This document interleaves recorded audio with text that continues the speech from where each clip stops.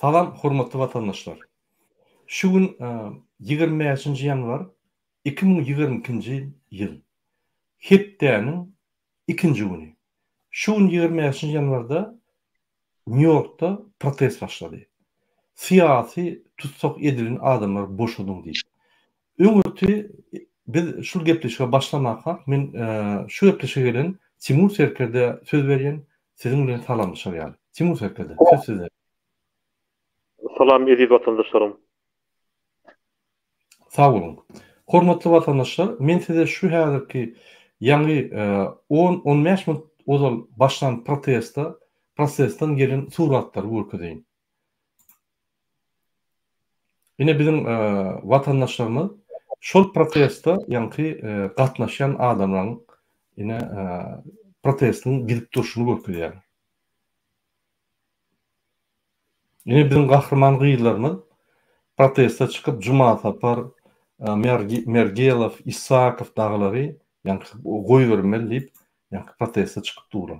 Şular yine çepte seyretseňiz New York'un UO'nun yani binary. Şol UO'nun jaýyna hemme yani adam hukukyny gorýan gurumlar otyr we beýlek gurumlar otyr. Näçe UO'nun ýanyna geçirýär sebäbi şu yerde UO'naki işleyen adamlar görsün diýip sebäbi o yerde security var. Şu yerde bir protest geçirse hökman ýa maglumatlar bar ýa. Yine Cuma Tapar Dedebayev Uzbek politikal aktivist. Şu Cuma Tapar'ın ýa-ni informasiýasy. Azat Isakov Türkmen politikal aktivist. Şonu boşadyň diýip free bolany boşadyň diýdi. Yine bizim aktivistlerimiz tüwelime dugurlar. Men haçanda bizim aktivistlerimiz diýende Türkmenistanyň aktivistler, hökman döwletiň aktivistler bolmaly. Häzir biz diýem hemmemiz aktivist bolduk, garışdyk. Sebäbi biz öz ýurdumyzy basyp alyp gelýän bir tohumdan ýa-ni aýyrjak bolýar, azatlygy çykarjak bolýar. Şonuň üçin hemmemiz goşulduk şu meraka. Ine häzir ýa-ni protestdan ine bizim bilen Salam alaikum. Салам алейкум. Здравствуйте, вы нас слышите? Да, слышно. Здравствуйте. Муса, здравствуйте. Здравствуйте. Как вы поживаете? Как проходит протест? Мы сейчас в данный момент в Нью-Йорке перед ООН, зданием ООН, Мурадова. Окей, отлично. Весь туркменский народ поддерживает вас. Молодцы. Вы очень большое дело делаете. Вот Джума Сапару свободу Исакову, свободу Мергелову, всем нашим политзаключенным свободу. Мы поддерживаем вас, весь туркменский народ. Огромное вам спасибо за участие, за выход на протест, за то, что вы не молчите, за то, что вы поддерживаете наших всех политических заключенных в Туркменистане. Огромное спасибо. Мы очень рады. Мы Азербайджан Эмир Елбек çıkıyaz. Onun hat tayarladık. Hatı onun kanseляryasına tapşırırız. Hükman suratda dünya yanladırız bu hak bozulmaları. Готовы. Yine her gerek protest geçenine vatandaşlarımız. Şu protesttan son biz hatı kanseляriya tapşırıyaz. Kanseляriya registrasiya diýdi. Olur ýa-ni şu protestin gidişinden habary bolýar. Yine Narjan apa огромное спасибо. Nurjan apa. Musa o gyýjagyň adyny bilemek ýöne огромное спасибо görüp duruz. Şul gelip wagtyňyzy tapyp New York'ta bizim vatandaşlarymyzy oňa öňüne azatlygy çağırýanyňyzy, Türkmen hökümetine we bütün dünýä ýüzlenýäniňizi şul bizim vatandaşlarymyza azatlygy çağırıp azatlygy talep edýäniňizi köp tanaýarlar.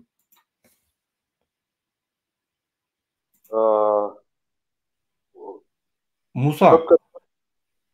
Вы нас Murat'a Nurcan dayza söz açacak öyle. Berin. Salam vatandaşlar. Biz şu wagt New York şäherinde Birleşmiş Milletler Kurumasının önünde biz miting geçiriyoruz. Cuma Sapar Dedebayev için, Azat İsakov için, bir de Mansur Mingelov için, потом, подожди. Allah verdi Peygamber Düfremov için, Halikov için, Bayram Alalıyev için hemimiz olduyaz oğlanlarımızı. Böyle zulümü dur diyelim. Bu bir произвол. Şafkat Metkoyev bizim bilişimize göre ekstradisiya etmişler. Cuma Sapar'ı sizden hatta haiş de medyas, talaba medyas. Bizim oğlan Cuma Sapar Dedebayev'i görmenizi. Bir de Recep Tayyip Erdoğan'a yüzlenmek istiyorum. Sayın Recep Tayyip Erdoğan, Türkiye'nin prezidenti. Biz nasıl olur da bozgunlukta yatan olan bir adamı Cuma Sapar Dedebayev'i kendi memleketine göndermişsiniz. Yani bu her şeye aykırı. İnsan haklarına da aykırı. Yani biz öyle şeyleri Türkiye'den, Türk milletinden, Türkiye'den hiç beklemezdik. Yani sizden haiş bu meseleyi bir an önce çözmenizi istiyoruz. Cuma Sapar çok arası bir aktivist. Aktivist demek insanı parçalayıp öldürüp uğurluk eden insan değil. İnsan haklarını, öz hukuklarını talep eden insan. Bu zulümü boyun eğmeyen insan demektir aktivist. Onun için onun her yerde insanları Suriye'de olsun, Irak'ta olsun, Türkmenlerde olsun, Özbeklerde olsun her insanların haklarını koruyordu. Onun elinde ne yara var, ne bir şey var. Ne separatist ol, ne terörist ol. Biz Cuma Sapar'ı azatlığını isteyiz. Biz onun için buradayız. Eğer gerekse her gün buraya çıkarız. Çadır kurarız, yatarız ama o boşayanca biz onun azatlığını talep ederiz. Bu Azat İsakov'a da değişli. Rusya'dan onu kaçırmışlar. Hangi devlette yaşayacağız? Böyle bir adam kaçırmak olur mu? Terörist demek onlar oluyor. Bu çocuklar değil. İşte benim var diyecek sözlerim bu. Millet, halk korkmayın.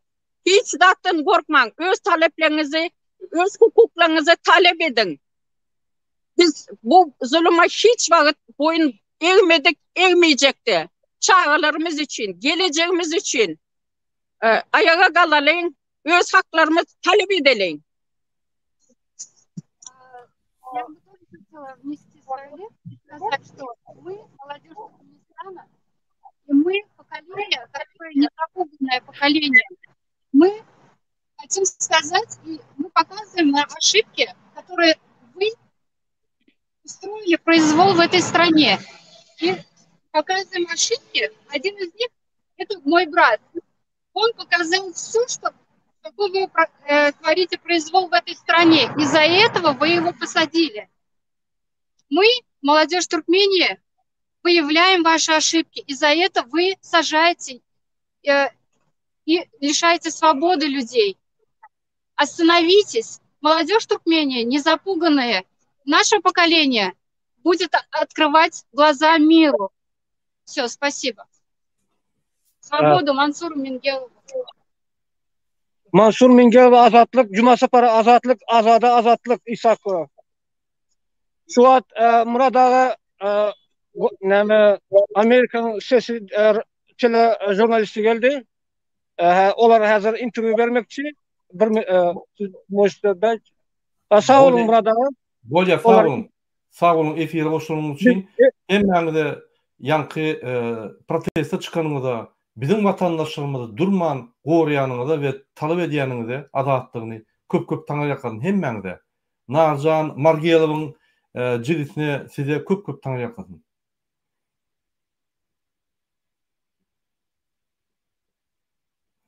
Hormatly vatandaşlar, ine men suratlar dowam eden görkezmäni serdim. Häzir şol protest edip dur Amerikada. Ine bizim vatandaşlarymyz şu ýerde dur. Ine Margelov, Isakov, Dedebayev ýaly aktivistler we beýlekler, Peýgamber Allah berdiýew we beýlekleri şular ýani hemme Türkmenistanyň polis zakljuçyanyny siyasi tarapdan tutsa edilen adamlara azatlyk diýip talap edýärler. Hat ýazyp hatam kanseliýara goýup ýani protest edýärler. Ünsörüm, protest etmek üçin müňläp üşmeler. Bir adamam, 2 adamam, 3 adamam, 5 adamam hata edilýär.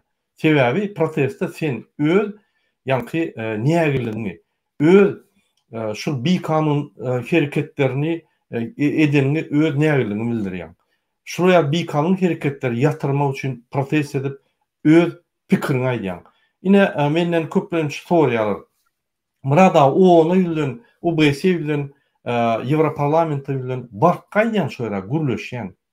Olar menden soraýar. Olar ýaly sen diýanyň bolsa, 45% halk şuraya bolsa, näçe sesi çykan oglum? Näme protestde çyksan atýarlarmy? Ýok. Näçe şular aýdan okuşur? Biz näerde, biz nägiliňiz bar. Sebäp konstitusiýada ýazylgy nägilik diňe bir şekilde görkezmeli. Protestde çykyp, manifestasiýa çykyp, ýürüýüşlere çykyp görkezmeli. Ol diňe kanun ýoly. Yara galyp ýa beýlek ýolar, gaterwet ýolar, onu hiç wagt etmeli. O kanun bozmak bolýar. Egerde biz Türkiýede çykmasak, Amerikada çykmasak, Ýewropada çykmasak, Türkmenistanda çykmasak, onda biz şul alyp barýan Berdimuhammedowyň siýasaty bilen ırza bolýar. Onda biz Berdimuhammedow gaýtyp gorlayan bolumyz.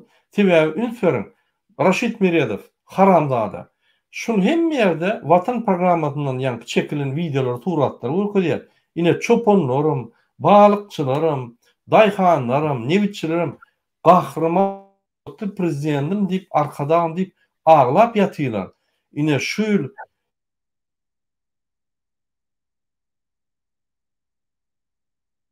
men ýekölüm bolsa, ol 20 tane aktivist karşı diýip aýdan bolýan bular halk bolup, arkasynda ýa telewizionyna durup, arkasynda hemme zat durup, hökümet bolup tersine aýdýar.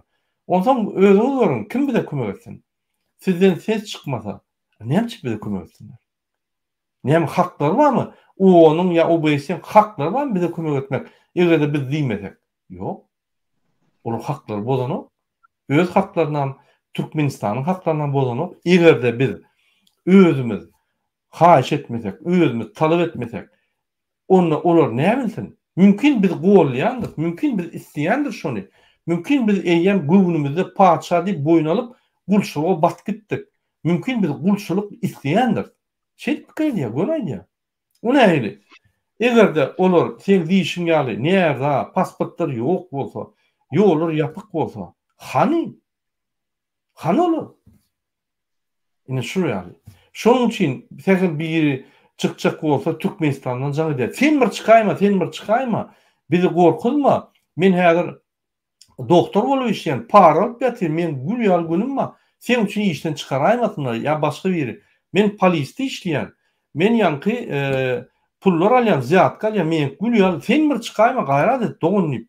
Ýa beýleksi men prokuror, ýa beýleksi men hekim, ýa men bu ýerde bu ýerde işleyen diýip, nämeden biz gorkýar? Ol işleyen ýerde biz wara gullaryň aýlyklaryny alýar. Näme? Diňe para alyp günüň görämeden günüň alyp bolnok. Para alıp durkan, şu gün günlük hasap edilen o adamlar. Para bilen biz günümüzü görüp bilmez. Yine şu icaba serdin, şu Mergelowaň jigisi şol. New York'ta ýaşada günü çykýan. Muňun dogony wa, etesi wa, atasy wa, ýene bir zady, dakansa edýär. Mert bilen gahrman gyýlarmy. Biz bolsa näme? Maňa jaňa diýär bir düň, Maradaga men ine öz yüzümü görkezbiljekkäl, men adymy aýtbiljekkäl, ýöne men görüşjek. Men ýol araşjak. Sen näme ýol araşjak? Sen yüzüňi görkezmeseň, çykmasaň, seni näme tok? Oturýan şeýle ýollar açylmaz diýdim. Bir adam İbrahim ağa, men şoň familiýadan gowy Berjanow öýden, ýalňyşmasam. O öňe şundan bir 15 gün tanımaýardym kimdigini. Onun ozalşur geldi aeroporda. Şonda tanıştık. Çıktı ho. Ya o näme tutup çapın etdilermi? Ya o näme kanun bozdumy? Ya o näme yaralı çıkdymy? Men bir zada düşünemem. O Sankt Peterburgda biri yaralı birini vurupdyr, öldürüpdyr türkmen. Ol Rostovda bir türkmen pakrişko gurlapdyr. Türkiýede banklar ýapdyr. Olar ýaly gahrman adamlar niýe de türkmenler olşular? Şu ýaly gahrman adamlar protesta çykmagy gorkka ýöne adam öldürmeli bolsa, ya kedir edip öldürýär, türmäge düşýär. Türmede oturýar. Deportasyon lagerinde 1 ýyl ýatýar. Siz näme gahrman men düşünemem. Siz gorkak diýip bunu noktaýa özüňiz adam öldürýäňiz, adam talýaňyz. Ya sizden Berdimuhammedow ýaly diktator sizden Berdimuhammedow gerekmi? Raç kelleňizdäki matritsany bir düzedin, bütün dünýä gidiş uğruna gidin sizden bolly. Mene başgaça näme düşündirjem bilemem. Ýene gaýdyp gelýän protesta gördüňizmi, hormatly watandaşlarym? Bizim watandaşlarymyz New Yorkda protest geçirýär. Şulara protesta gitdiýenem ýok. Şular öz-özünden öýler bölüp, öýler jaňlaşyp gitdi. İçinde döwletin hem aktivisti bar. Ýöne beýlekler, ýene ýön aktivistler. Men şoň üçin aýdýan, siz öňde lider bolmaly, biz ylgamaly şoň ýerden baýdakly, stroýly, o zatlar ýazyny çykarmak. Her kim lider, her kim öňe gitmeli. Kim gahrmanrak bolsa, şo ýerde şo nokatda lider bolýar, boldy. Şol meselede gitmeli. Bu söwüş. Bu ýa bizim görüşmiz. Hiç da garaşma. Ýene bir siz çağırýan. İbrahim ağa aeroportda ondan beri oturup size garaşyp ýollar açmany. Siz şo ýere çykmasaňyz ýollar açylmaýar düýünden. Bir. İkinci, Berdimuhammedow inni öz oğluny prezident etjek bolup, bütün Türkmenistany ogurlajak bolýar. İkinci etapy oturup düýün analiz etdik adamlar bilen. Şunun ikinci etapy özüni paça ve Türkmenistan paçalyk etmek. Bir halk maslahatynda bilmeýän amalarsaňyz, rüşeýne çykandan soň eşitersiňiz. Men düýün adamlar bilen ulaşdym, Amerikadaky adamlar. Ýok olar ýa bolmany haky ýok zat diýip aýdýarlar. Men ine mysaly getireyim. 25 sentýabrda biz öňünden aýdyp geldik, konstitusiýany ütgetjek bolýar. Şol ütgeden konstitusiýada oňa ummasyz hak berýär, halkyň haky azalýar. Çykyn diýip aýtdyk, ýa 14-den 25-ne çeldi. Üstümizden urullar. Protesta hiç kim gelmedi diýip, näme siz boş diýip. Biz boş däl. Biz size düşündirip agzyna sap berdik. Siz barmadyňyz, siz boş. Ondan soň ine fevralda şular başlan. Fevralda şular ine Muhammed Döýje geldi efira. Muhammed ağa.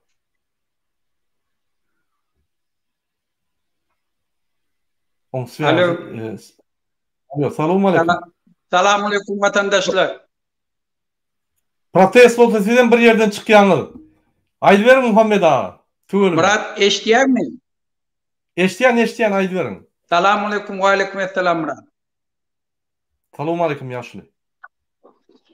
Salamu aleyküm. Aýdy berin Muhammed ağa, eşdiýär. Nähili ýagdaýlaryň gowmy? Gogo biz açyk efirde aýdy berin. Salam Murat. Hep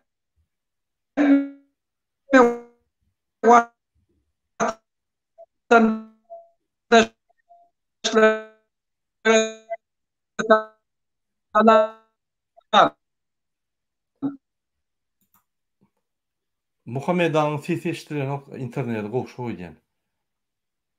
Däkilere hak uluşdur. Aýjun ýani ýerden Moskwada protest geçirildi. Innem häzir New York'ta onun öňüne bir adamdyň gollap ses eşitilmeýärmi şu wagt? Eşitilmeýärmi? Eşdiýär, aýdy berin. Alo. Alo. Eşdiýär Muhammed ağa, aýdy berin. Bizim vatandaşlarımız şu, hemme yerde dünyanın hemme yerine Cuma Sapar yeko koymacaklarını hemme yere duydurup otil. Özbekistan'ın devleti, Türkmenistan'ın devleti bilsin. Bizim aktivistlerimiz, bizim şerefimiz, bizim vicdanımız. Ola halk düşman değil. Ola Türkmenistan'ın ve Özbekistan'ın ve bütün dünyadaki bar kanunların esasında öz yurdun içindeki problemalarını aytmak için şon doğru kanuni çözmek için hareket ediyor. Şol için hem olan İslamlık hareketi kanuna layıktır. Şol için onları elde vermegen bolanak, onları söz aytmagan bolanak.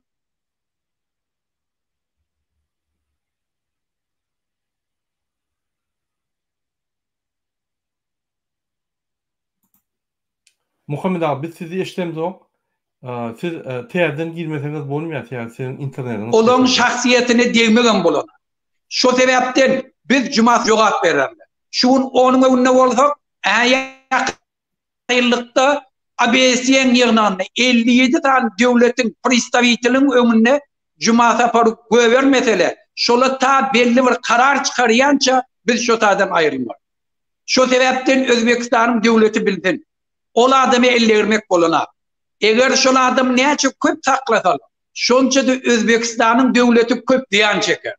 Şovkat Mirzayev eğer etyen reformalarına opalı olsa, eğer öz vatanının önüne özün cevapkar duyan olsa, eğer bir zat halk için etcek olsa, şun kun nitolka Cuma Sapar türmede saklamalı, belki onu kahramanlayıp ilan etmeli. Şun yanak adamla 30 yıl bir adam öz kıydı, maşgalatı bilen yurdu tala oturan adamın cinayetlerini bütün dünya paş eden adam. Şolun paş eden için şun kun Özbekistan'ın prezidentin reformu edecekti. Şol için o adamların kadrini bilmeli. Ola hakiki yurdun kahramanları. Şol için eğer şuna karşı bir edatala, eğer şuna adar beratala, Özbekistan köp diyan çeker. Şovkat Mirzayev'im ömrüne en son kayadım olur. Onun günü beyleki cinayetkarlığın yani gününü öğürler. Şun kun ahaleke Norvegia'da Afganistan delegasyonu, Taliban delegasyonu geldi. Şun içinde bir tane adamlardan karşı eden cinayet eden adam ama şun Norvegia'da şun tutturacak bol otayım. Şol için eğer Cuma Sapar'ın karşısında birden bir cinayet edata berk yadına saklar. Hiç vakit cevapkarçılıktan kaçıbilmer. Dünyanın kanunu şeyler. Dünyada hem kişi şunu kabul etti. Kim? Adam hukuklar deklarasyasını gödük bozsa ola cevapkarçılığa çekiliyor. Bunun çekilmesi erti. Şol için anırda bizim elimize düştü Cuma Sapar deyip onu yekelecek olmam. Cuma Sapar yekededir. Cuma Sapar bütün Türk dünyası kolluyor. Bütün Müslümanlık kolluyor. Bütün Türkmenlik kolluyor. Şol için bir yadına saklasın. Cuma Sapar'ı elle verip olmaz. Biz öz aktivistlerimiz yeke koymaz. Şunu bütün halkımız. Siz eğer adalet için, öz vatanımız için, öz yurdumuz için kanun esasında hareket etseniz siz yeke dersiniz. Bütün demokratik dünyası hem mümkünçülük bilen sizin yedinizdedir. Şunun biz hadir subut edip otuyuk, Cuma Sapar'ın yeke değerliğini bilir otuyuk. Men ştadan hem aktivistlerden öz minnettarlığını bilir yani. Olan hareketleri hem diktatörler subut ediyor ki aktivistler yeke değerdir. Ola inni bir değer, ola münlercedir inni. Şol için hem görün, bir kunun içinde iki yerde miting geçirdiler. Yine de köpeler. Şol için Özbekistan'ın devleti bir yardımdan da. Biz Cuma Sapar yeke koyuyoruz. Sağ olun vatandaş. Sağ olun Muhammed ağa. Менем Гошин. Уважаемые друзья, уважаемые туркменистанцы, уважаемые зрители. Сегодня проводится в Нью-Йорке напротив здания ООН протест. В этом протесте участвуют туркменские граждане. Они требуют освобождения Джума Сапара Дядебаева. Его похитила узбекские спецслужбы из Турции в согласии с Эрдоганом, в согласии с Министерством национальной безопасности Турции. Для чего? Якобы борьба против экстремизма, терроризма и так далее, и так далее. Это уже второй активист, кого похитили. Ранее Исакова похитили с Москвы спецслужбы Туркменистана, договорившись со спецслужбами Российской Федерации. Нас это очень сильно беспокоит. Мы за свободу этих граждан. Также вы на этом митинге возле Нью-Йорка увидели, выступала младшая сестра Мергелова.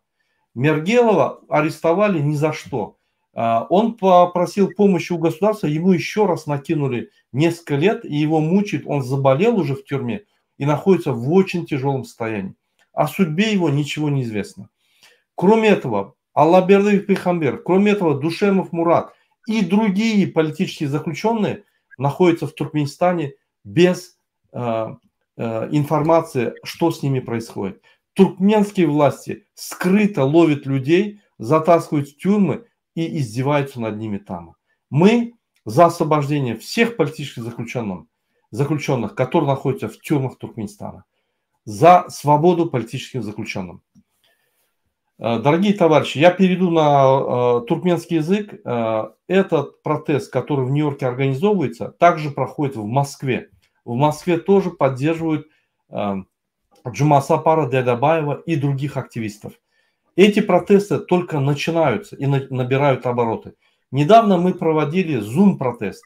В этом Zoom-протесте участвовали со всех стран туркменистанцы и другие люди, которые поддерживали политзаключенных, которых незаконно экстрадировали тайным путем из разных стран. Hormatly vatandaşlar, yine biz Muhammed Ağa'nı dinledik. Muhammed Ağa öz pikirini aytdı ve bolup geçen beylik protestler boyunca gurrun verdi. Men Muhammed Ağa'nın aydın sözlerine koşulyan, bizim hemme proteste çıkan aktivistlere ya da proteste çıkılmadık yönü görüşen aktivistlerime de ululu minnettarlık ve tanıyaklarını bildirýän. Bizim halkımız aktivistler gollamaly. Sebebi aktivistler bizim halkımızın baxtı için, bizim halkımızın Türkmen grajdanlarının hakları için görüşýärler. Hiç şunu erwetlik atmayın. Siz olardan gaçýaňyz. Siz olara ynanyňyz yok. Ola adamlar, aktivistler öz durmuşunu, öz canlarını riske koyup, öz maşalaryny riske koyup öňe çykýarlar. Biz oları gollamaly. Haçan biz hemmemiz aktivist bolan ýagdaýymyzda uruşsuz, söýüşsiz, bir sany oksuz Berdimuhammedow gaçyp gidýär.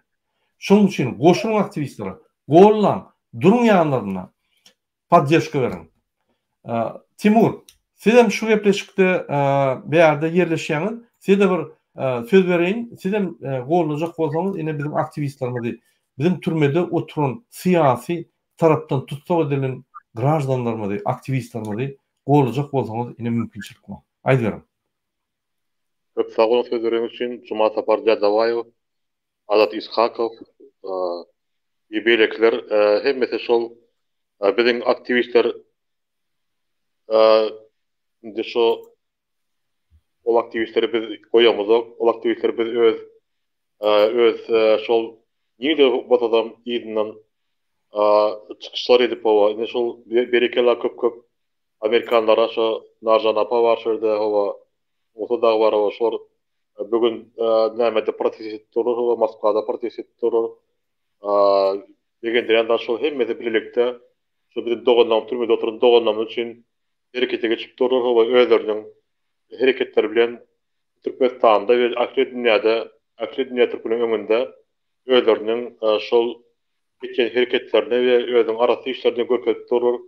Şu Türkmen aktivistlerinin hiç haçan yeke galmajyklary barada şu Türkmen aktivistleriniň baram eýeldigini dünya boýunça görkezip we dünya boýunça hareketler etip durur. Berekeli köp diňe bu näme Koldow protestleri diňe Amerikada, diňe Moskvada gerek bolsa indi ahir dünya Türkmenler içinde hemme ýerde bolup geçmeli täzinde gaty arasy adamlar aktylar näme Özbekistan haram rejim, Türkiýede rejim, olan diktator rejimi, Özbekistanda öyle diktator rejim bar, o öz aralarında gitleşip şol Cuma Saparda Dadabayewy götüripdiler beýlek Amerikaga. Ýene o Cumada Saparda Dadabayewy ýekeden gerekliğinçe tä şol nesip bolsa bizim öz tarapymızdan birleşip bola, bizim öz tarapymızdan her türlü hareketler edip bola. elimizden geleni edip şu hareketlere koşuşýardyk. Gereketliğinde maslahatlaşıp näme etmeli?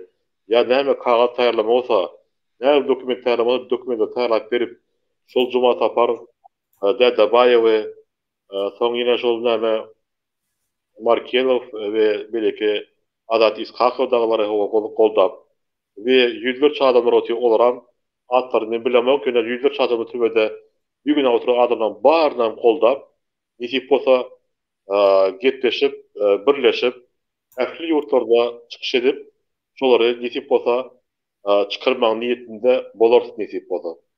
Ýa-da bu işler diňe daşardakda bu işler hemmesi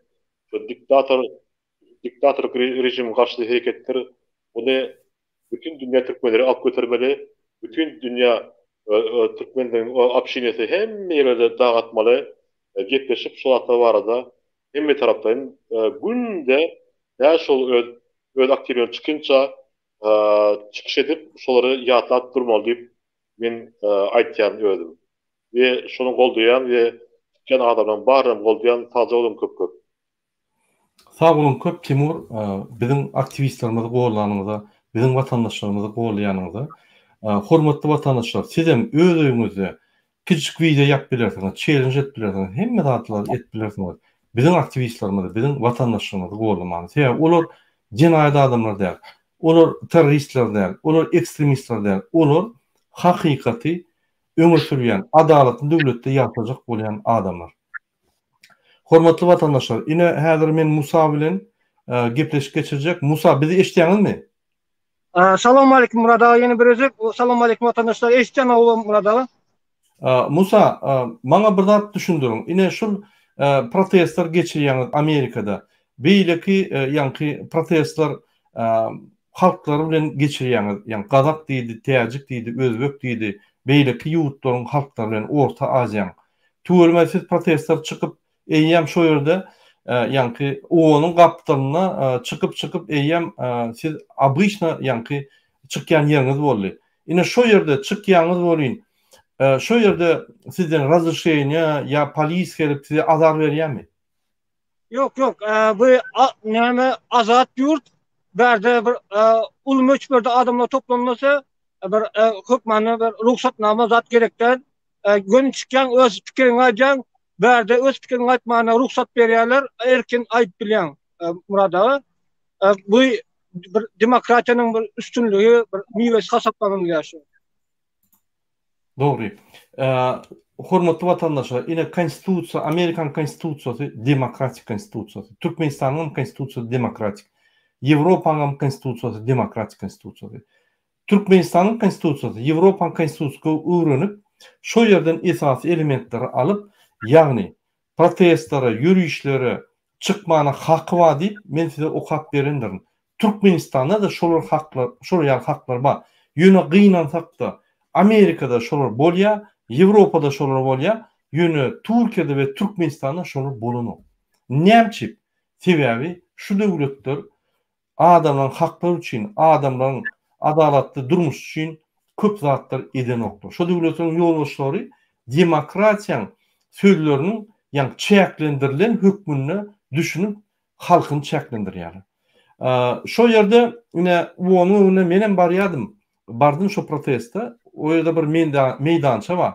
Ine şo meýdançada meniň pikirimçe Musa türkmenlerden köp gelen ýok şo meýdança. Başga halklaryň barýandyr bolýan türkmenler elmidam şo ýere baryp elmidam protestler geçirýär. Şeýlem şol ýa beýle halklaryň biz ýaly şo ýere köp barýarlarmy?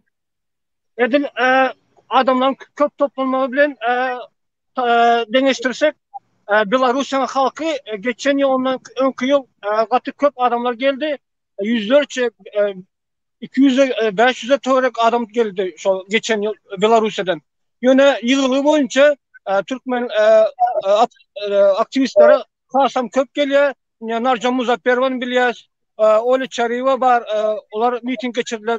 Biz yığıdan miting geçiriyoruz. Öz sesimizi onun представительler var. Şoları getiriyoruz. Adamlar geliyor, kızıklanıyorlar, ötüyorlar. Sorayalar kaysi yurttan diye kaysi diktatörlere karşı çıkýanyz diýip sorayalar. jurnalistler geçipken kızıklanan bloggerlar var. Sorayalar.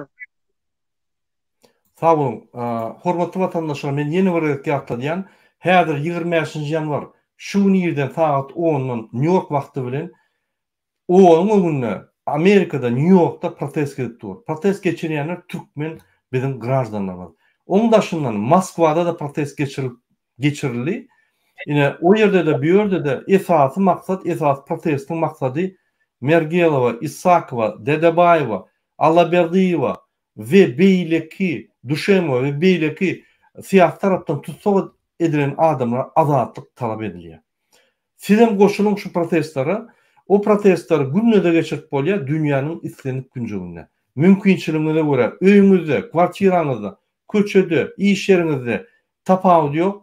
Sizem podдержка berin, ine muňa solidarnost diýilýär. Muňa öz watançylyk duýgyň, öz agdybirligiň, öz watançylyk agdybirligiň görkeziniň bolýar. Şoň üçin goşulyň şu protestlara inne oturmaly. Türkmen halky näçe köp otursa, şonça diktator mundan meter kanunlar bolup haklaryny alyp arkyn ýanky jenaýat işine çağırman öz işlerini edip dur. Biz şu zatlar durulmaly. Ya biz hiç zat diýmesek, mundan meter edýär. Men size köçen ýagdaýyny düşündireyim. Köçede egerde bir sizi şuňursa, eýetirse, 30 ýyllap urup dursa, her gün köçeden geçeňde. Bir gün durulmaly. Ýok. Her gedek urandan mundan beter urarda, mundan beter sizi talar. Ine şu ýaly diktator. Türkmenistan hemme adamlar üçin diýip watan programmasy çykyşydýar bolýan, hakykatdan ham Türkmenistan diňe bir tohum üçin, diňe bir adam üçin. Berdimuhammedow Gurbanoğlu ya da Gorkokda. Onun oğlu häzir Serdarda olum çıkıp başladı. Käbir aktivistler, käbir opozisyoner öňüne diýenler onu gollap başladı. Men onu gatyň gördüm. Şu ýaly adamlar, diktatorlar gollap bolmy. Onu diýmek biz opozisiýa bolup, ýanky siz opozisiýa dälsiz, onu diktatora garşy görüşýän däl ekeniňiz onu. Siz aktivistlara garşy görüşýän. Ine şu ýaly hormatly vatandaşlar, biz diktatora garşy görüşüp inni hereketlere başlamaly. Biz hem halkymyza düşünürdik. Türkmenistanyň içinde hiç kim eşdenok, hiç kim görenok, näçe hiç kim eşdenok, näçe hiç kim görenok, sebäp sen videolar kesip iyi vermedin. Sen videolar paylaşmadın. Sen Türkmenistana jaňadyňda diňe kijijik öz problemaňy çözdüň de gyra çekildin. Sen şolara Wi-Fi alyp ber, sen şolara VPN tap ber, sen şolara telefon alyp ber, sen şolara informasiýa uratmaly. Onu aktivistler etmeliler. Her kim öz garnaşlaryna informasiýa iyi vermeli, ýagdaýlary düşündirmeli we aktiv etmeli. Sen eger Türkiýede bolsaň ya Amerikada bolsaň, gaçyp beren türkmen graždanlary görseň, çağırmaly, tanıyan bolsaň, gürleşmeli, anyklaşmaly we düşündirmeli. Ýok, men dogunum prokuror, men dogunum beýle, eýle diýse, sen dogunum prokurorum, ol ortaň diýşýär Novolaskevich, itlenlik wagt tutup basyp gidip bilýär. Ondan döwlet bolmaz. Sebäbi Türkmenistanyň içinde adalatly suwutlar ýok, adalatly rasledowaniýalar ýok. Adalatly çögütler ýok. Hemme bir kanun paraxorçylyk. Onu ýa döwlet hiç kim gerek. Sen dogunun prokuroru da, sen dogunun wraja da hiç kim gerek. O diňe bir adama gerek, sebäbi onu hiç wagt hiç kim ne jenaýaty çekip bilýär, ne jezasyny berip bilýär. Sebäbi diňe bir organ edilýär şonu Türkmenistanyň halky. Türkmenistanyň halkydan gorkup, galmaýaly saklaýar. Şondan soň muny ne generaly prokuror, ne de polisin ýolbaşçysy, ne de MHM-niň ýolbaşçysy, ne de suwutlar, kadiýetler muny jenaýata çekilýär. Sebäbi öýler şolar belläp, diňe wepalyk boýunça belläp goýýar. Bular üçin Türkmenistanyň konstitusiýony suwudyň ýolbaşçysy Berdimuhammedow dwaýurun dogun. Siz ses verip başga bir kandidata ses beräň, utaýdyň şo kandidat. Ýene de şo ýokardaky oturan adam hemme zady, ýani bir liste çeker. Ine şunu Berdimuhammedow Serdar uttu diýerde, şonuň bilen tamam bolar. Sebäbi o adamlar Berdimuhammedow tohumlary hemme ýerde. Entek garaşyň. Men ýan gaýdyşym ýaly Berdimuhamedov bir gün Novotdan daşa yığınak geçirip kalkmasadı. Hiç kim aytmaz. Şo yerde 2-3 tane yaşlıları gıyırdıp yine Türkmenistan paçalık bolmaly, bize respublika gerek gel. Sebebi Gorkokdağın yılı boldy, indi Gorkokdağın asırı gerek. Biz paçalık edeli. Türkmenistan paçalığı tam yine Berdimuhamedov bolsun deyip şo yerde karar alınsa, o yerde karar alınıya gönlünü. Şu reçelli 30 yılla karşı çıkan kararlara adam bolmadı. Ondan karar alınar, yine şu karar alınandan son, rovna şu saattan son, hemme Türkmenistan'ın daşındaki adamlar vatansız, grajdansız yöne adamlar bolýar. Sizin köýne pasportlarınız действующий bolsa, действующий bolmasa, yani yürüyen bolsa, intek möhleti geçmese de eýýem o döwlet ýok bolýar.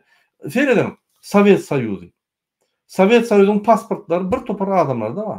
O döwlet bolmansoň, on pasporty işlenok. On pasportyny daşanyň bilen tok ýok, sebäbi o döwlet ýok. Ýuridik taýdan ýok. Ine şu fakmaslagady, şonu ýanky karara çykarsa, şu momentdan, şu sekunddan ýuridik taýdan Türkmenistan döwleti ýatyrylýar, Türkmenistan paçalygy bolýar. Onunla Türkmenistan paçalygy bolsa, o ýerde İçeri İşler Ministri bolmaýar. İçeri İşler Ministri bölüm bolýar da, o ýerde öz garnaşyndan biri bolýar. Ministr, ornmatarlar hemmesi türmäge gitmeli. Näçe? Sebäbi siz şu ýaly watan ogluň paçalyğa geçmeliň şaýady bolýar. Diri. Siz hökman türmäge gitmeli. Siz hökman ýetip gitmeli. Ine şonuň üçin şu geçirerim bolýan ýuwaş-ýuwaşdan sizin hemmäňizi MHM bol, harwurluk bol, polis bol, hemmäňizi ýuwaş-ýuwaşdan türmäge basarda ýolbaşçylaryny, ornmatarlaryny, departament ýolbaşçylaryny öz garnaşlaryndan o ýerde armiýa garaşyp dur. Serdaryň garnaşy, Berdimuhamedowyň garnaşy, doganlaryň garnaşlary, gaýynlaryň garnaşlary, ýegenleriň garnaşlary, bir topar garnaşlar armiýa ýaly duşurdy. Ine şuňa welipe zahvat däl, Türkmenistany basyp alyp paçalyk geçirmek zahvat diýilýär. Onuň öňündedir. Gaty uzakda däl, ine şu bolar. Mesela öňüne aýdýar. Ýatyn, dinläň öz dogan garnaşlaryňyzy, goşulma, çekilme. Biz gullar, biz paçalyk eşek diýip oturanlar bilmän. Sizem olara paçalykda gullar bolar, siz bolsa gulam bolmarsyňyz. Siz daşyna galan turistler. Häzir hem eýem ofitsialny, soňunda da uje legalna ýanky turistler bolsun. Siz näçe pasportlar ýanky çalşan oklar.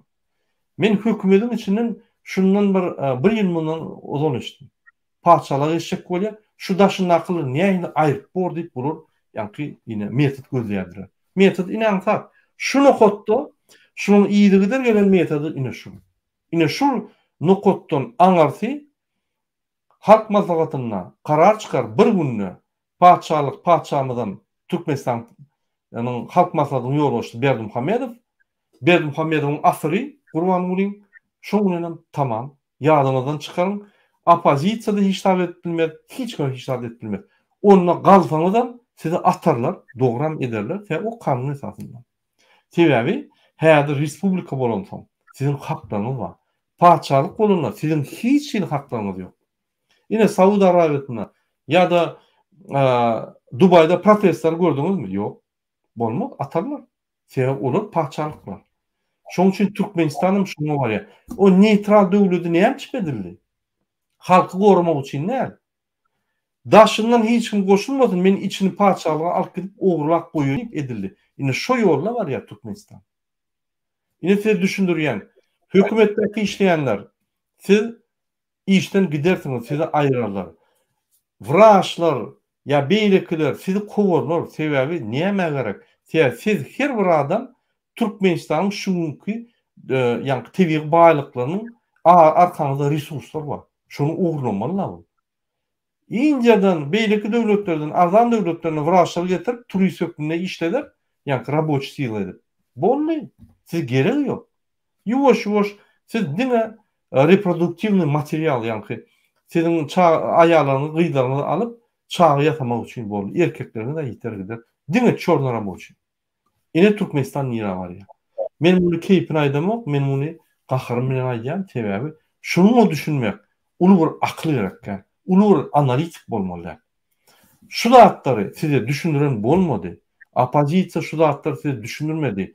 Şoň üçin biz uturluk. Inni 20-nji asyrda 2022-nji ýylda opozisiýa hökmüne size çeýnek berýär. Şonda da turmasaňyz. Onu Türkmenistanyň hökmüne uturluňyz. Paraxology geçirdik. Diňe paraxollar, olaryň paraxology edip, "Ay men gaç giderim" diýip, sen gaçarsyň, gurrun ýok. Ýöne watansa gidersiň. O pullaryň bilen garajdansaň bolmasa, sen turist bolup ýaşap bilmeň hemme ýerde. Ikinji, sen ata-babaň ýaşan ýerleri, çağlaryň geçen ýerleri ýitip gidýär. Mazarlar, zatlar, hemme taryhlar ýitip gidýär. Täze taryh dörer. Berdimuhammedowyň taryhy, şular näil paçawaly, şunun hemme Türkmenistanyň taryhy ýitirirler we täze taryhy başlarlar. Öz köklerini taparlar. Türkmenistanyň taryhyny täzeden ýazarlar. 3-nji asyrda, 5-nji asyrda Berdimuhammedow beýlekeni, 15-nji asyrda, 20-nji asyrda, 20-nji asyrda diýip täzeden ýazarlar, bir bolmajak zatlar ýazarlar da ine şu Türkmenistan taryhy bolar. Biz hemme zady ýitirer. Ine men size aýdýan, soň ay Gurbanow sen bir bolmajak zatlar aýdýan. Ananyň öz itinem deputat etjek bolsa, öňe çykyp, "Ay ýaşul sen kellen gidipdir" diýäniň diýje adam bolmaz. Eýýem geraýyn urup kelleti gidip mäläp başlanan adamy intek bir adamam ýüzüne sezgünen oga. Daşynaklar. Üstünden gülýäňiz, ýöne şonu ýanky tutsagym edibilen zok, şonu ýanky ýogum diýibilen zok, şonu maslahadan berpilen zok. O sizdiň niýe howo diýip kişini bol, diýen kişi bol. Ondan gidip Hramow bilen joska başga tarapy gidýär. Sen arkasynda Hramow dur. Bizim döwletimizi paçalyk geçirip, paçalyk uğramak ansa. Batyrýanda alyp gidýän çysta tehnikçi. Şunu kredit berjek. Amerikadaky Türkmenden döwletiň adamlary gaty köpdir. Bergen batyrdyp, şu ýal baý döwleti tehnikçi adwokatlaryň üstüne almak üçin. Ne şoň üçin size şunu ýaktylandyrdym, inni özüň serdim. Protestde çykýanyňmy, çykmaýanyňmy özüň serdim. Gelin gaýdyp protestde gelelim. Musa, bizi isýanmy? Men size söz öğretim gelýär. Ine şu ýerde Amerikada ýaman köp adam ýaşaýar. Meniň maglumatym boýunça o 18.000-den 36.000 çerli adam ýaşaýar. Şu ýaly. Sebäbi olar uçow alyp barýan ýok. Sebäbi Türkmenistanyň pasportçysy uçow alyp barýar, kim okuw gelse, ýöne kim green card alyp gelse, Türkmenistanyň pasportçysy uçow ýok. Kim u beşar galan bolsa, olar ýa uçowlar ýok. Şo ýerde müňlerçe adam ýaşaýar. Näme şol adamlar protestde çykan ok? Näme diýip bilýärsiň? Şu meselede. Bir näme her komplekslerin zat bolmamy mümkin, sebäpler bolmamy mümkin. Belki bizim ýalňyşlyklarym bar, opozisiýaň umumyň ýalňyşlyklarym bar. Öňden gelen taryh boýunça seretsek, türkmenler Esser döwründe bir garşylyk görkezip, Esser'in soňky ýyllarynda garşylyk görkezen ok. Soňky garaşçylykdan döwründe de bir uly bir tejribemiz ýok. Bir informasiýadan mahrum bolup öwredilmedi. Bizim mentalitetde oğlum garşylyk görkezme, howady, ümsün bol diýip çağırş edýärler. Şonuň bilen bir opozisiýa goşulmaýarlar. Bu ýerde düşündürüş işlerini geçirmeli, hokman suratda adamlar düşündürmeli. Çünkü siyaset hemmemize değişti, bizim çağlarımıza değişti. Sana uruğu yetmese de şu siyasetten senin çağlarına tesir edip bilýär. Şu urudan biz köprak agitasiya, propaganda işlerini geçirmeli muhadağa. Sağ olun. Biz propaganda işini çok önemli. Hazır Amerika'da şeyle bir erkin parahat adamla yaşaya öz fikirlerini, duygularını diye istese siyaset taraftan edip bile istese sungot, istese ılım bilen ılımda diye öz fikirlerini, öz duygularını, öz ideyalarını beyan edip üstünlük kazanıyorlar. Yani şuların ata-babaları şu gelende bir fermer, dayhançı olup işleptirler de. şol wagty 18-nji asyryň soňlarynda garaşçylyk üçin, hakyky garaşçylyk üçin göreşip, şol döwürde iň güýçli, iň beýik döwletlerge garşy göreşipdir. Şonu ýeňmek başaran göreşende de ilk howa ýeňlipdirler, soň ýetkilik çeken, emma soňunda şol garaşçylygyny gazanypdyrlar. Şol bizim inteligensiýamyz ýok, ýa beýleki zadymyz ýok diýip durmalda. Sebebi bizim hakykat bar, bizde adalat bar, biz adalaty çağırýas, hökmen suratda biz üstünlük kazanarys diýip pikir edýän. Ýene şu ýerde Juma Saparyň ata-enesine sag bolsun diýjek. Şuň ýaly nert ýigide ön gösteren üçin bizde Türkmenistanda, Özbekistan tapawdy ýok. Ya Kazakistan hemmemiz bir ulu bir millet, Türk milletler. Türk milletler toprakları böyle adalatçı, hakikatçı adamlara bereketli, baý döwlet müňlerçe çıkar diýip umyd edýän ondan ýanam düşen fiýaly, Halik fiýaly, Mansur Mingel fiýaly peýgamberde Allah berdiği yüzlerçesi. Men şoň üçin adamlary çağırýan hökmen suratda protestler goşulmaly, ýurdun daşynda, ýurdun içinde tapawdy ýok. Bir opozisiýalyň liderlerine seretmeliler. Her kim lider bolmaly. Her kim Türkmen raýaty lider bolma tapawdy ýok. Ýurdun daşynda, ýurdun içinde hökmen suratda garşylyk görkezmeli. Sebebi biz garşylyk görkezmesek haramlyk ösüp köpelip barýar.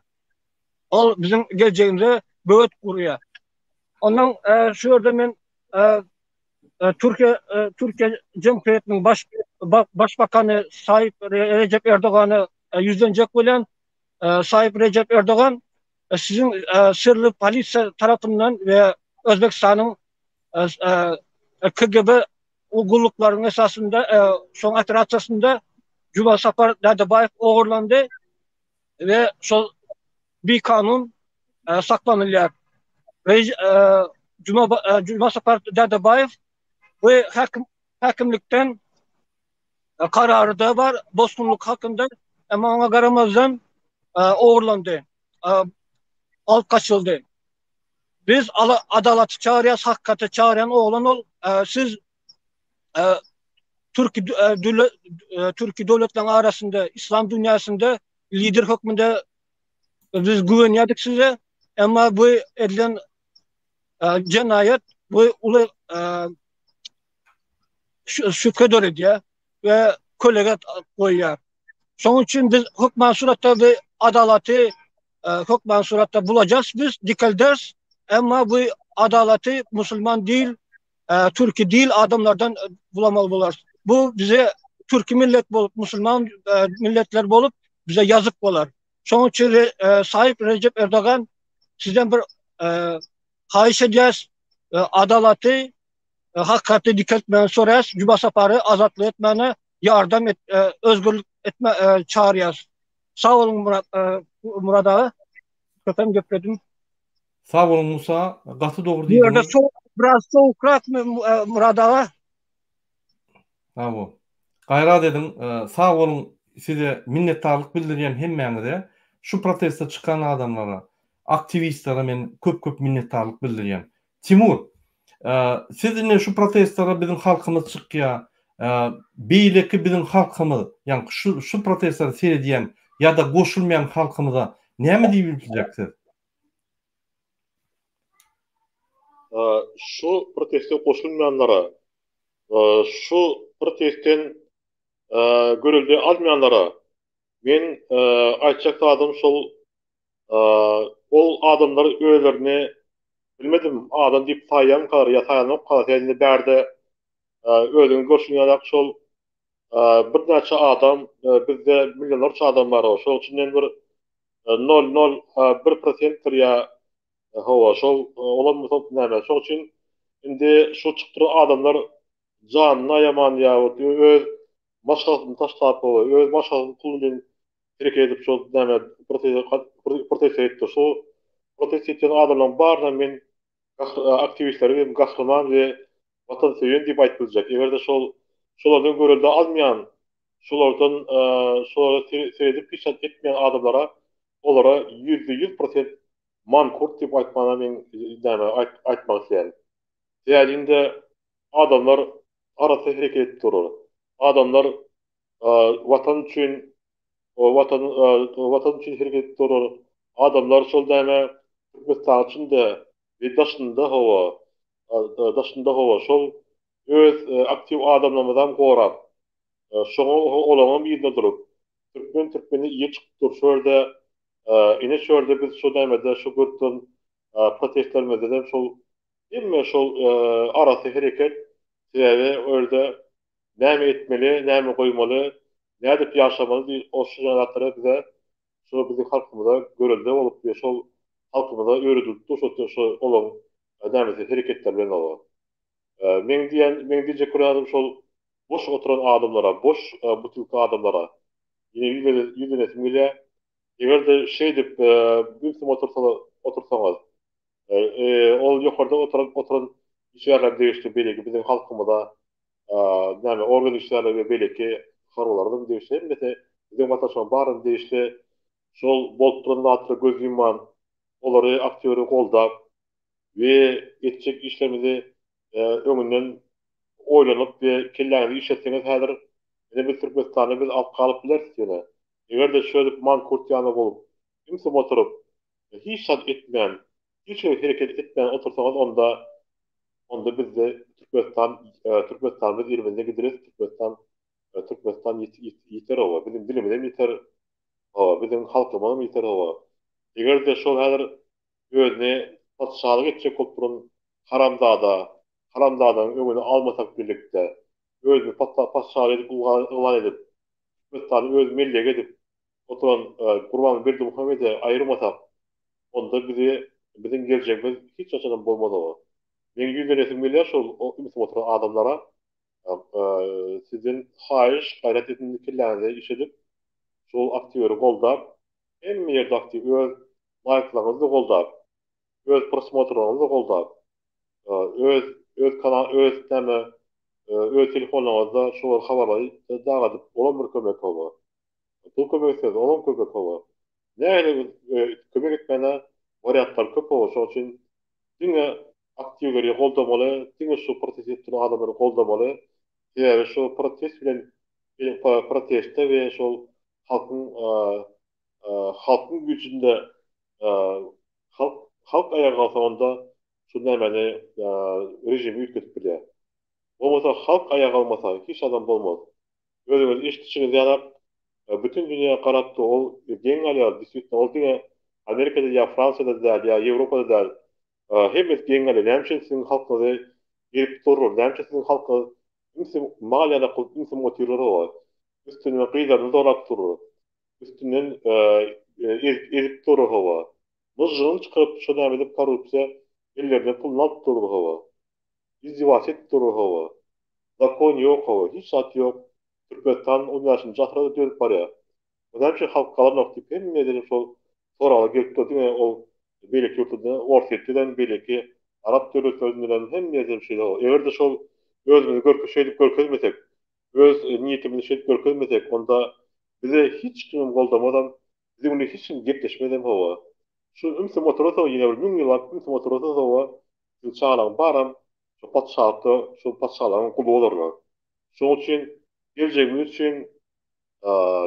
için tali Türkmenistan için vatandaşların hemen birlikte harekete geçelim hava. Haram dağ rejimine hiç kim boyun bolman işlerimizi taşlap hava. Şol pagonum yırtıp taşlap hava. Şol haram dağ rejimine kulluk etmeyen tali Türkmenistan kurmak için harekete geçelim. Sağ olun. Sağ olun. İşli ne var burada? Sağ olun Timur, aýdylan sözler üçin. Gowy zat aýtdyňyz, gowy düşündirdiňiz.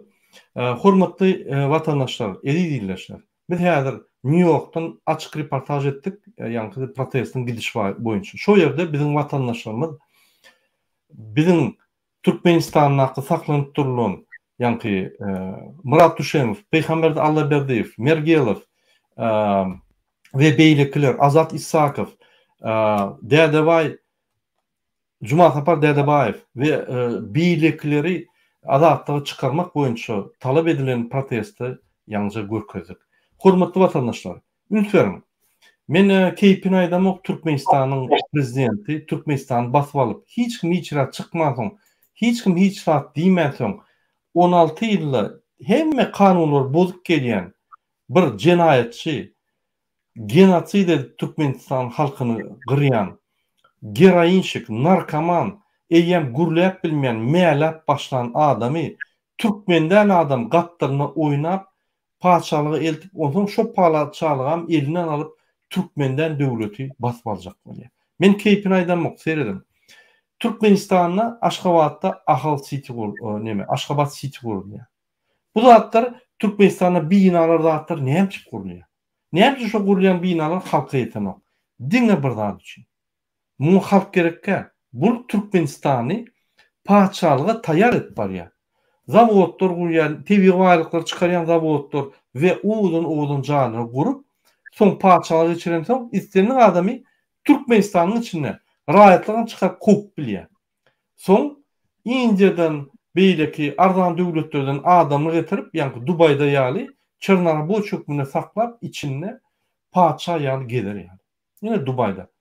Yine şuraya bizim Sovyet Soyuzuna bolan diplomlu adamları kovup daşına çıkarıp inteligensiyanı tüpürüp ayırıp dine gullar koyup onam gulçuluğa batırıp kovu edip şular dine abiyette çöreğini gözlesin. Beylek aktif gulloram daşına koyup şu yerde şu ölsünler pasportsuz hiç tahtı deyip içini uğurlak gidip oturun bir cinayetçi kirler.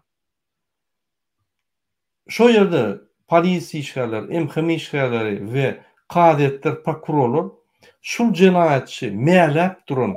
Eyyem adam şekilini yitirin. Eyyem adam ya geplep bilmeyen bir cinayetçi, parahori absurd edip yankı. Şunu hemme dağıtır umut berip halkı kısıp kıynap yine Türkmenistan'ı şunu padarka verip paçala geçip dururlar. Onu dönükler. Öz aklına yetmeyen dönükler. Son ağlarlar, basılan son yiten son ağlarlar, ulun başkaları ağlarlar. Şunun için men yine buraya gaydiyan, men bu zatları yönü kellemden çıkarıp aydamok, analiz edin, bolup geçen faktörleri analiz edip, niye şunu ertiye? Türkmenistan'da demokrasiya kurulmadı. Nemçip hiç ilişep yok. Türkmenistan kovuluşmadı. Nemçip hiç ilişep yok. Türkmenistan'da bakalar kaçıp, manadın konvertasyası bolmadı. Nemçip hiç ilişep yok. Türkmenistan'da diktatörlük götür. Nemçip hemme şertler var. Türkmenistan paçalı geçer. Nemçip hemme şertler var. Edilip gelip otuyor şu zatlar. Otuyorlar meri. Men size argument edip düşünürdüm. Yine bunu bir super analitik bolmalı. Şonun için ay Murat Kurbanov sen bir bolmazıqlarda diyen serdin yine martın 20 teçerli Türkmenistan prezidenti Serdar Berdimuhamedov sayınar.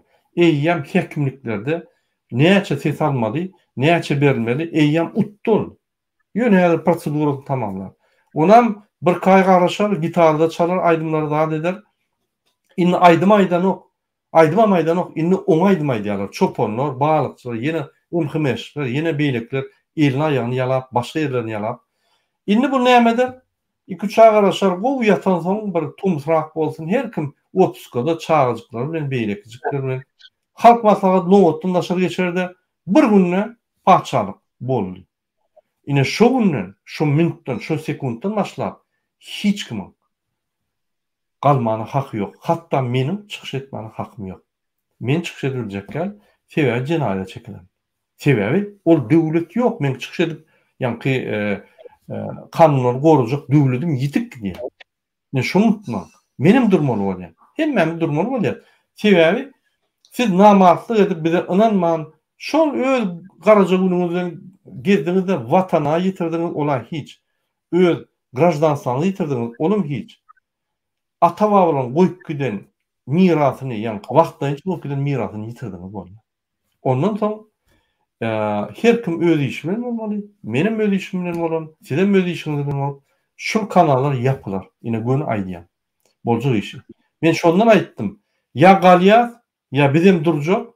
Eger şoňa barýan bolsak, bulum ul depkinde barýan bolsa şoňa, bizim hiç etmeýän bolsak, onda guruşun o hiç manysy ýok. Unutmaryň.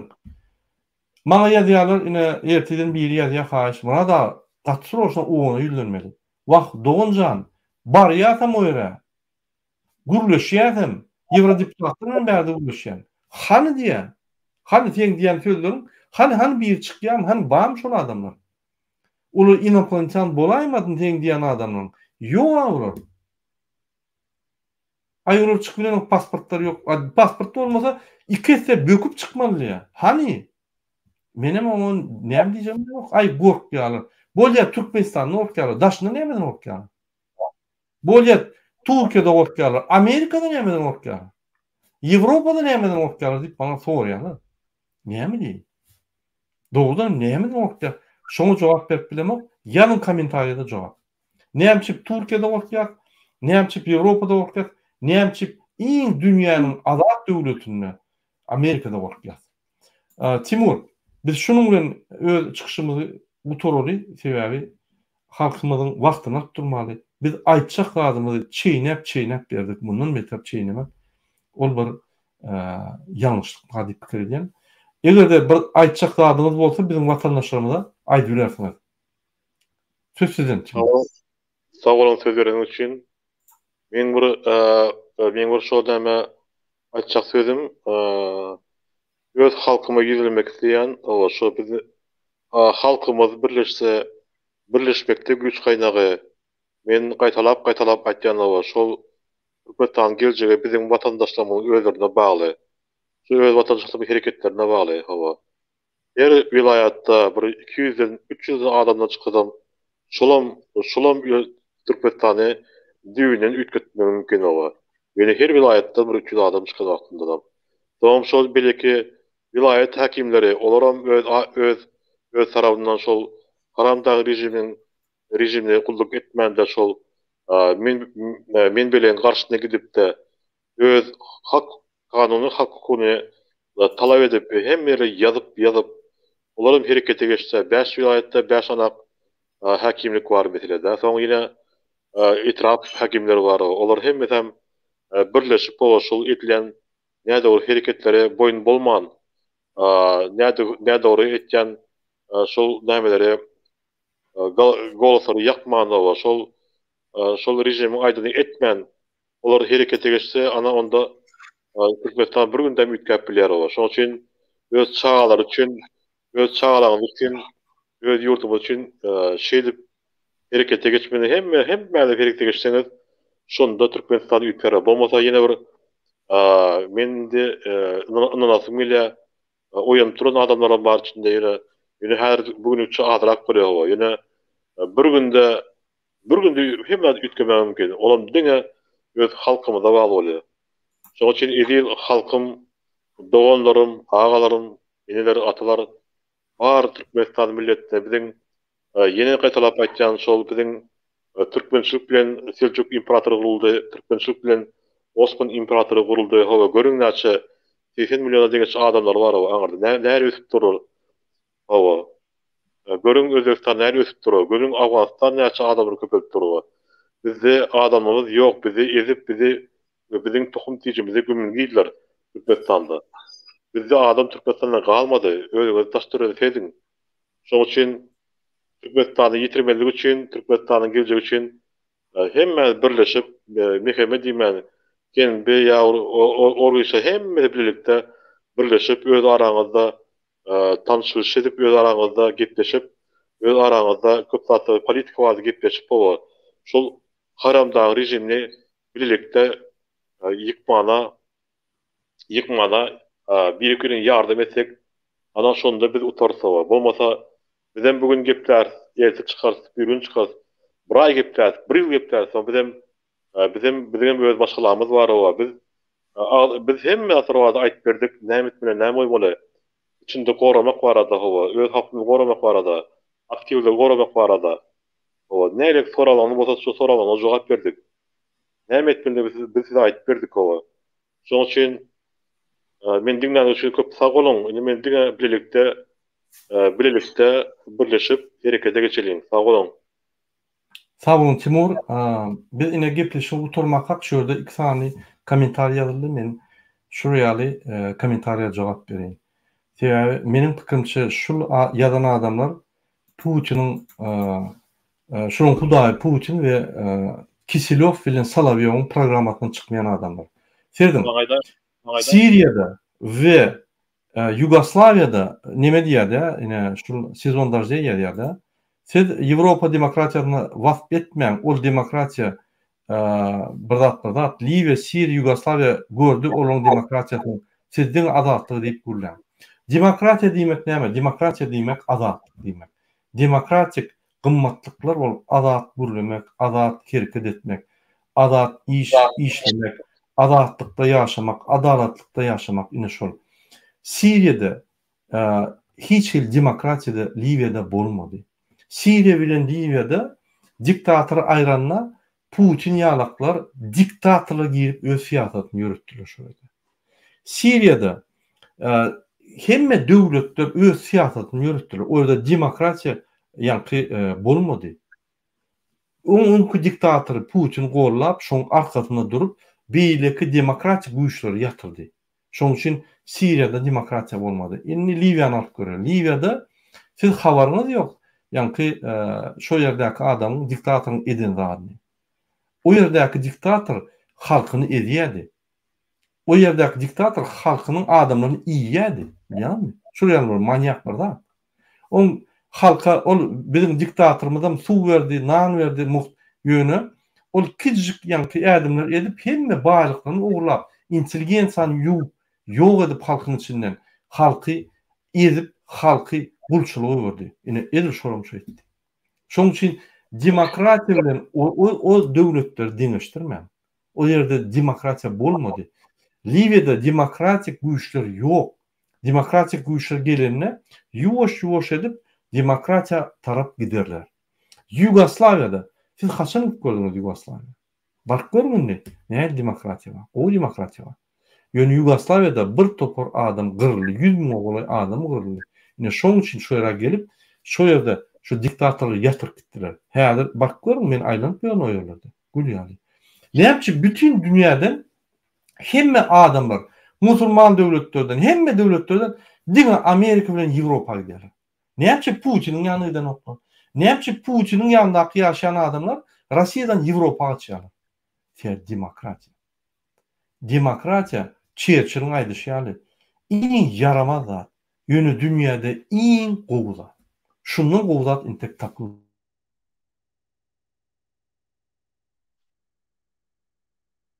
Timur. Hawa. Men internetim ýeşdi. Ine şu soragy men şoň üçin şeýle jogap berýär. Siz demokratiýa diýip rossiýsk propagandistlary dinlemäň. Olar demokratiýa garşy görüşýär.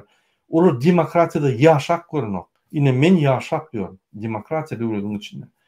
Demokratiýa gymmatlyklar hemme ýerde berdi. Ine ýalňyja gördüňiz protestler geçirmäň.